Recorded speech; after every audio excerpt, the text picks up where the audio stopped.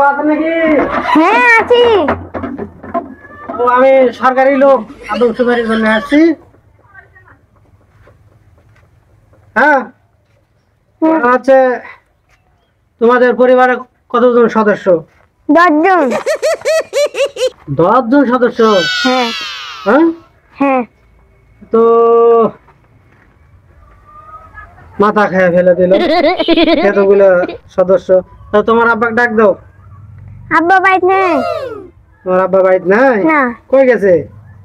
Hospital out. তাহলে তোমার আম্মা ডাক দাও। আম্মাও তো হসপিটাল গেছে।